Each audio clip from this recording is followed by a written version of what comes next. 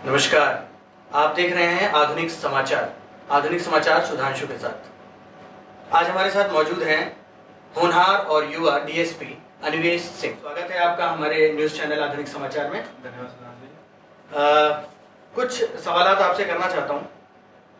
पहला क्वेश्चन तो हमारा ये होगा कि आप यहाँ तक पहुँचने के लिए आपने कोई सपना देखा था या यूं ही अचानक से आपके कैरियर ने कुछ मोड़ ले लिया?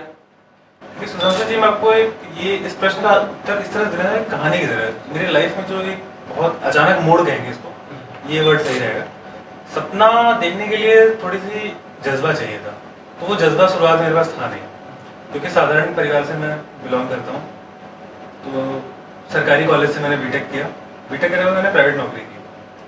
उसके बाद एक कह लीजिए एक घटना होती है मेरी, क्योंकि मैंने उस टाइम पब्लिक सेक्टर्स की तैयारी कर रहा था। तो मैं एक इंटरव्यू देने गया था।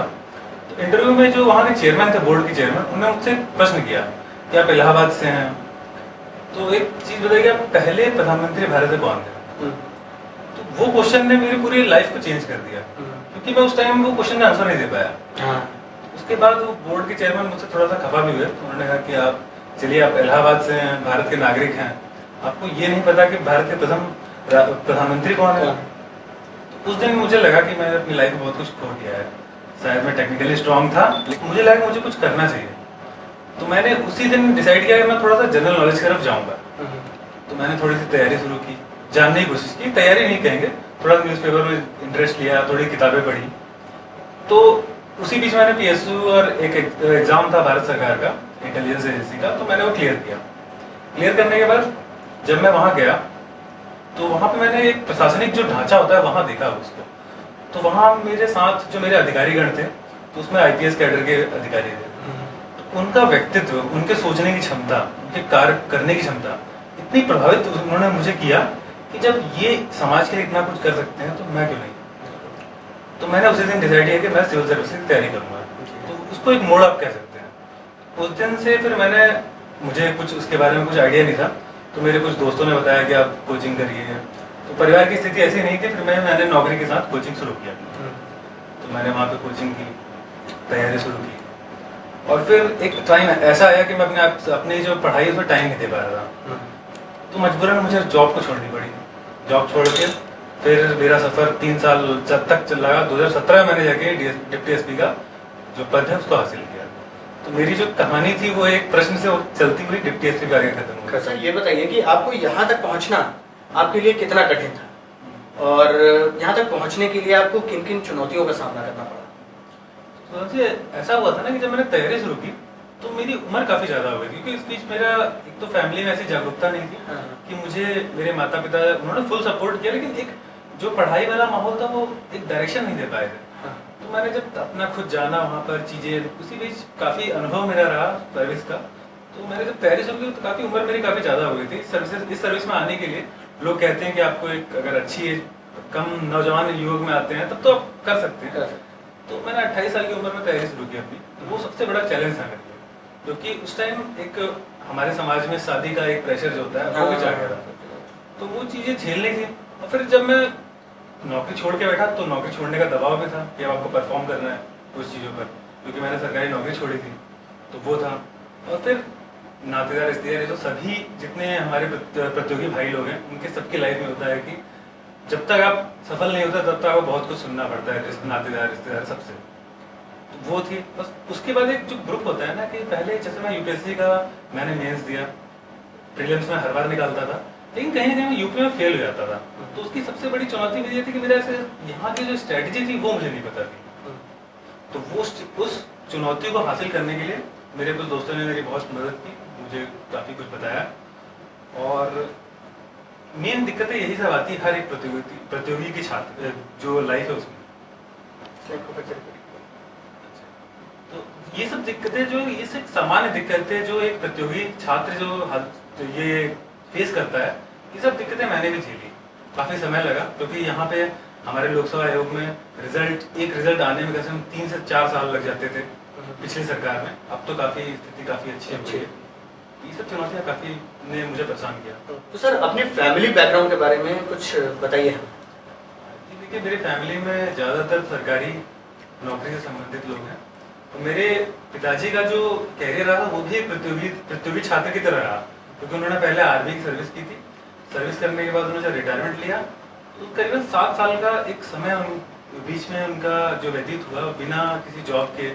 उन्होंने उस टाइम जब हमारी जिम्मेदारी उन पर थी, उस टाइम उन्होंने ये प्रतियोगी परीक्षाओं का तैयारी की और उसको क्वालिफाई भी किया। तो वो मेरे लिए एक रोल मॉडल बने, क्योंकि वो उस एज में, उस वक्त करीबन उनकी एज 48-50 अराउंड थी। तब उन्होंने ये सब इंस्पेक्टर की परीक्षा 2007 में क्लियर की।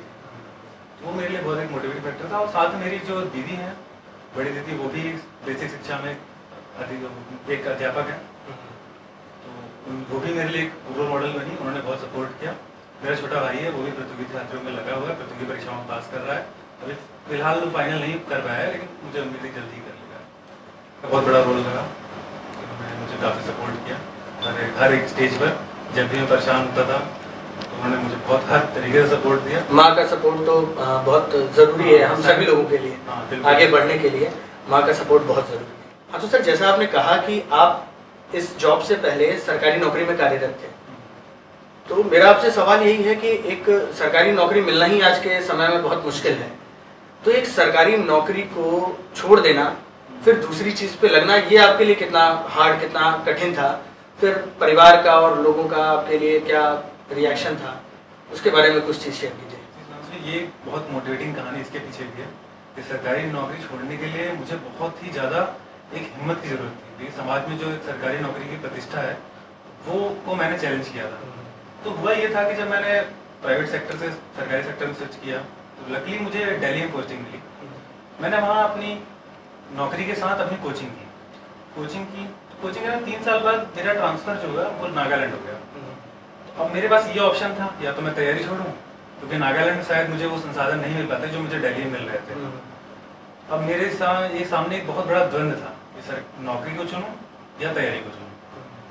तो उस दिन मैंने एक डिसीजन लिया कि मुझे तैयारी को चुनना है, और मैंने अपनी नौकरी से रिज़ाइन किया।